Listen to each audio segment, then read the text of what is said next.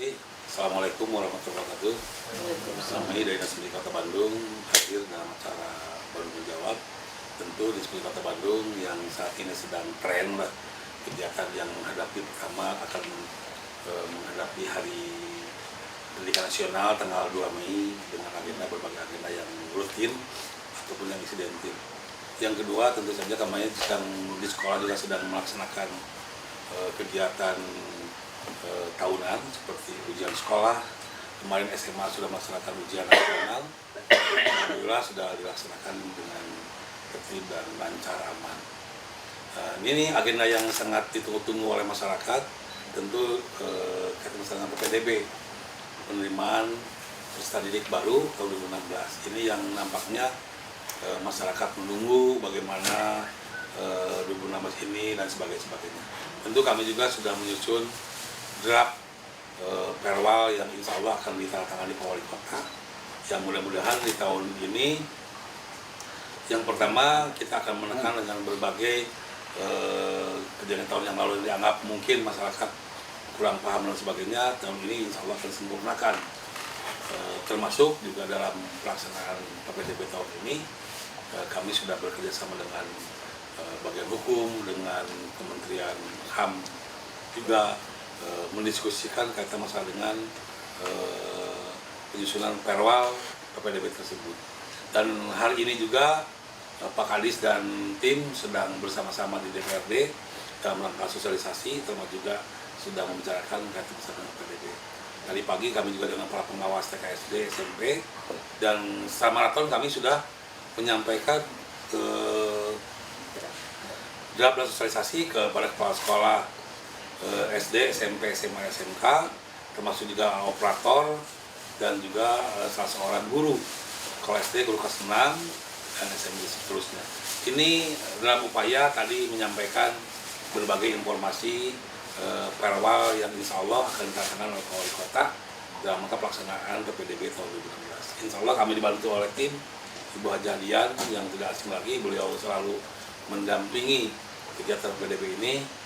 Dan kami mohon di tahun ini kita mencoba ingin supaya lebih baik, supaya lebih lancar, dan tentu saja harapan kami sosialisasi akan semakin dibiar supaya masyarakat lebih tahu. Kita akan melalui leaflet, ada media juga elektronik dan seterusnya. Insya Allah sedang dirancang dan sudah mulai dari minggu yang lalu sudah kita bergerak dengan berbagai informasi. Tinggal sekarang bergerak ke masyarakat secara utuh. Nanti insya Allah mulai minggu depan tentu sekolah-sekolah akan mengundang para orang tua murid yang berkepentingan dalam rangka PPDB tersebut. Tentu ini ada hal yang mungkin yang baru, karena memang kami selalu menyempurnakan apa yang tahun yang lalu kejadian, tahun ini disempurnakan. Contoh soal sekarang bagi siswa kelas 6 dan kelas 9 di SMP itu pendataan awal itu sudah mulai kami data. Jadi masyarakat tidak dengan terlalu semua dibikin sibuk membuat surat keterangan tidak mampu, dan sekarang kan namanya juga siswa rawan melanjutkan, Pak. Jadi kita coba namanya juga lebih disempurnakan. Di siswa rawan melanjutkan ini sedang didata. Kami ingin pendataan ini dari sekolah. Sekolah mendata, contoh kelas 6. Kelas 6 itu dari sekolah membentuk panitia PPDB. Tugas yang pertama dia mendata siswa-siswi yang punya keterangan-keterangan tadi seperti SKTM, ada KIP, ada KPS dan sebagainya. Itu didata. Nah, itu dimasukkan ke data sekolah. Di data sekolah tersebut tentu dipubliskan juga hasil dari pendataan tersebut, ada validasi dari sekolah. Kalau sudah fix di data sekolah, dipubliskan nanti di sekolah biar masyarakat tahu, sambil nanti sosialisasi ke masyarakat. Inilah daftar anak-anak yang memang rawan melanjutkan. Nah, nanti masyarakat akan tahu ini mah orang tuanya ini. Sesemut pendapat dia bahwa ini dia mampu atau dia layak untuk tidak mendapatkan suatu keterangan seperti yang tadi.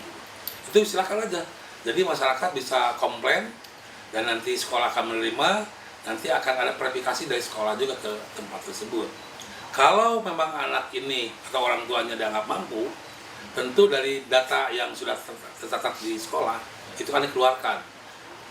Dia harus ikut jalurnya, jalur akademik seperti yang tadi yang biasa.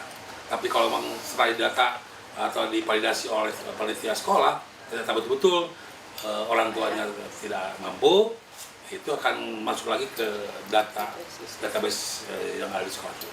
Kalau sudah fix semua tidak ada komplain, nanti dari sekolah mengirimkan data tersebut yang diraih oleh kepala sekolah, komite dan pengawas pembinanya dikirim ke Dinas Kota Bandung. Dari Dinas Kota Bandung ditampung semuanya, juga akan diolah. Tentu olahnya tadi dengan validasi dan sebagainya. Kalau dipubliskan juga melalui website dan sebagainya, apakah nanti ada yang komplain atau tidak. Nah, itu ada waktu, jarak waktu seperti itu, diberi kesempatan masyarakat untuk melihat, silakan, jangan nanti di ujung diribut gitu. Nah ini mencoba hal yang baru ini. Kemudian tentu saja kalau sudah fix bahwa tidak ada yang komplain atau sudah selesai komplainnya, tentu tanggal 14 Mei insya Allah kita Ketua Wali Kota akan ditetapkan sebagai database untuk bagi siswa yang rawan melanjutkan, sekaligus penandatanganan perwal PPDB 2016. Jadi ini tentu kalau sekarang kelurahan, anggap aja di kelurahan tersebut ada siswa SD yang rawan melanjutkannya 100, tapi sudah terdata oleh sekolah, di database sudah ada, anggap 75, kan tinggal 25 lagi. Nah 25 ini juga dipersilakan nanti minta surat keterangan apapun namanya, apakah dia mau SKTM atau apapun namanya, didata kembali, itu silakan. Itulah barangkali Pak Lurah atau setempat mengeluarkan surat keterangan yang tidak mau tadi. Nah ini tidak harus semuanya yang 100 itu jadi ada berbeda, enggak, tinggal siap aja. Atau mungkin ada warga yang kena musibah, gitu ya, kan tidak tahu ada musibah dan sebagainya, perlu dibantu, dipersilakan. Nah ini hal yang baru. Hal teknis nanti Ibu Hajadian juga bisa menggambarkan, tetapi ini harus dipahami oleh masyarakat bahwa bukan tidak diperkenankan membuat SKTM. Karena sekarang yang ribut itu di masyarakat bahwa lurah tidak mau mengeluarkan surat. Bukan, justru yang haknya kan dari kelurahan. Kemudian setempat atau kami sudah lebih data awal tersebut. Contoh dia masuk ke SD itu kan sudah ada yang menggunakan surat keterangan atau yang punya data tadi, ada yang punya surat keterangan tidak mampu, ada yang ada kartu Indonesia Pintar, ada yang kartu prasejahtera atau raskin, itu kan sudah terdata di kita di sekolah. Tidak perlu lagi dia buat surat keterangan dan sebagainya. Udah itu sudah jadi data kami gitu. Nah ini keuntungannya bahwa masyarakat tidak perlu, orang tua tidak perlu gelisah dan sebagainya karena sudah terdata di kita. Urusan nanti ke sekolahnya biar sekolah yang akan mendaftarkannya tersebut. Hanya tentu saja sekarang yang ngatur kami dari sekolah. Jangan gini, udah dia rawan melanjutkan, tapi sekolahnya ingin yang jauh. Contoh, kalau domisilinya ada di Buah Batu, sekolahnya ingin ke Sumur Bandung kan jauh. Makanya kami nanti arahkan yang dekat dengan domisili rumah. Kita akan arahkan. Ini mudah-mudahan dengan pola seperti ini, semua warga masyarakat Kota Bandung akan terekrut. Bagi yang mungkin dianggap tadi berbantuan, tentu akan merekrut. Itu untuk sementara dari saya. Nanti saat ini Bu Hajadian bisa menggambarkan secara utuh kata masalah dengan PDB. Terima kasih. Assalamualaikum warahmatullahi wabarakatuh.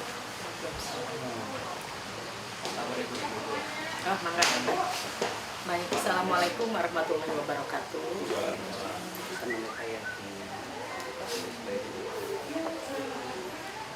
Saya barangkali menambahkan, jadi secara lengkapnya PPDB tahun ini ada beberapa hal yang masih sama seperti dulu, ada hal-hal yang disempurnakan. Misalnya dalam hal jalur PPDB masih sama seperti tahun lalu, ada jalur akademik, ada jalur non-akademik. Jalur akademik tentu dasar seleksinya nanti prestasi atau nilai hasil ujian nasional. Yang non-akademik ini ada jalur afirmasi, kemudian ada jalur prestasi, ya, sama. Untuk jalur akademik kita juga sudah menyediakan kuota. Ada kuota untuk kita sebut kategori Kota Bandung.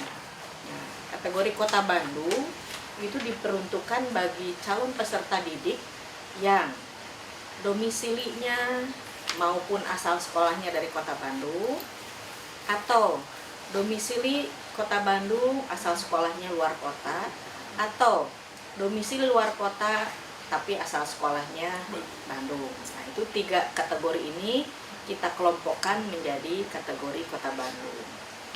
Kategori yang kedua adalah kategori luar kota. Yang luar kota ini jelas diperuntukkan bagi calon peserta didik yang baik domisilinya maupun asal sekolahnya dari luar kota Bandung, dengan kuota 10% yang luar kota ini. Kemudian yang non-akademik secara keseluruhan berarti 25%. Nah, tadi sudah disampaikan jalur afirmasi oleh Pak Sekdis. Kemudian saya akan mengulas lagi yang jalur akademik. Yang jalur akademik untuk Kota Bandung, kategori Kota Bandung itu ada 2 pilihan, nanti bisa memilih 2 pilihan. Tentu saja pilihan 1 maupun pilihan 2 kita menganjurkan calon peserta didik itu memilih yang dekat dengan domisili, ya. Terlebih kalau pilihan 1-nya itu sudah langsung memilih ke sekolah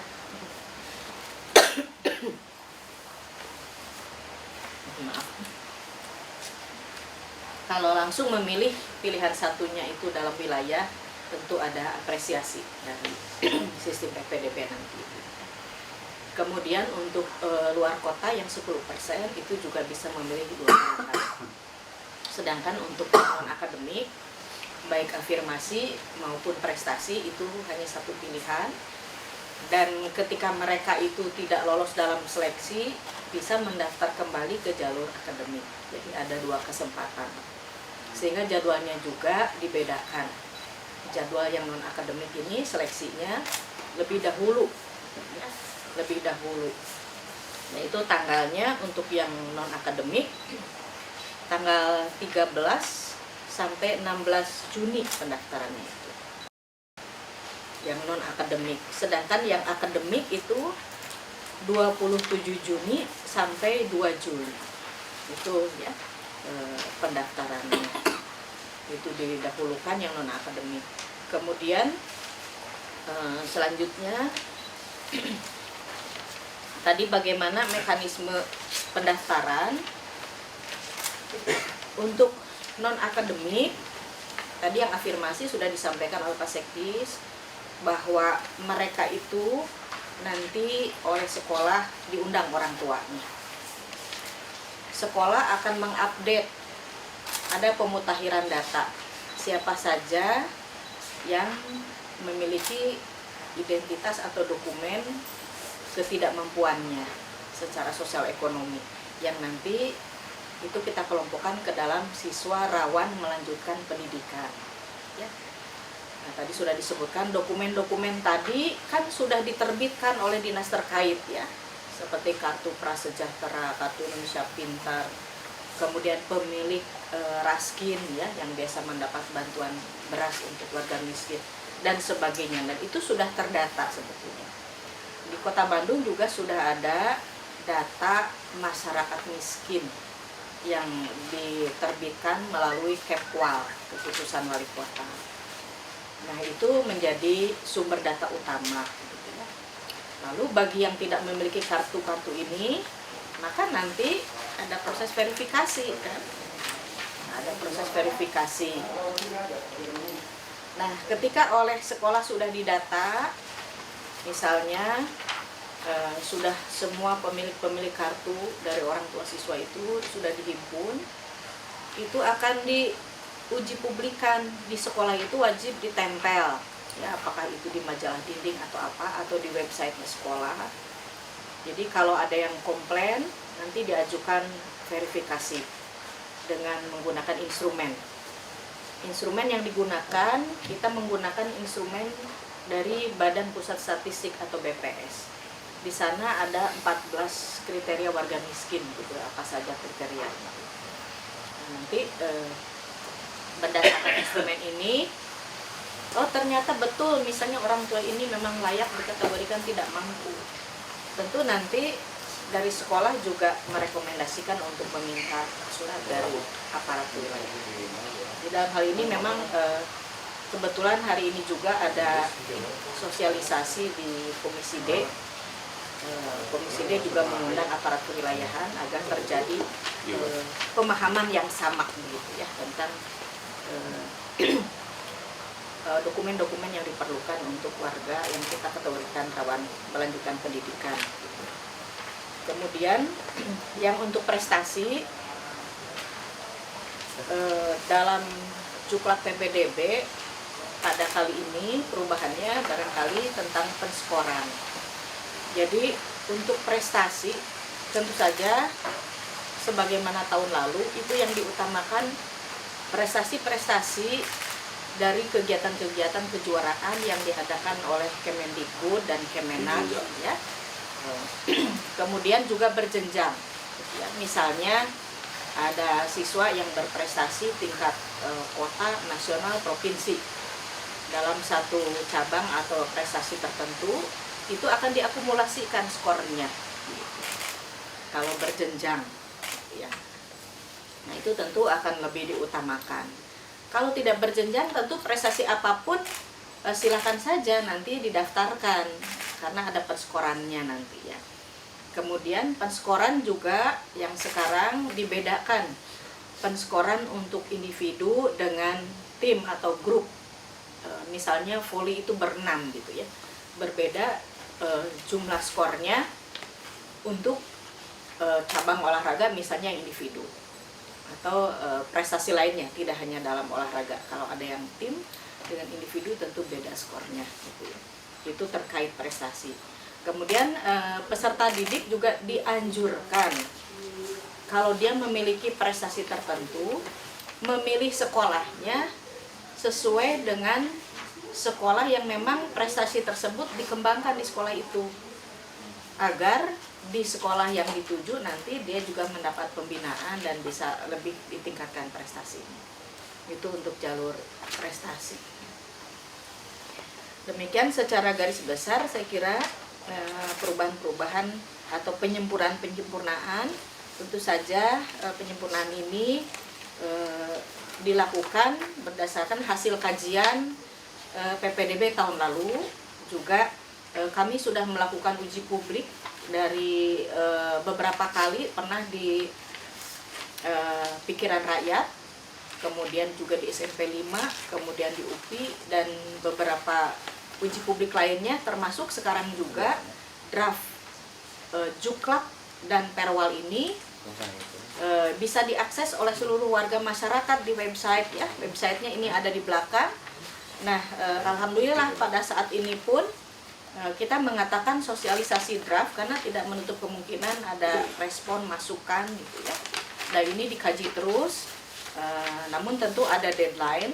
Insya Allah kalau tidak ada halangan dalam bulan ini pun akan ada uji publik berikutnya untuk finalisasi sebelum nanti ditetapkan oleh Pak Wali Kota.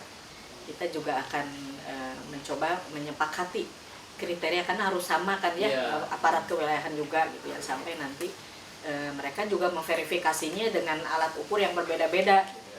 Insya Allah mungkin nanti ke depan akan kita lihat yang 9 atau yang 14 kita akan lihat dari hasil pertemuan ini sekarang.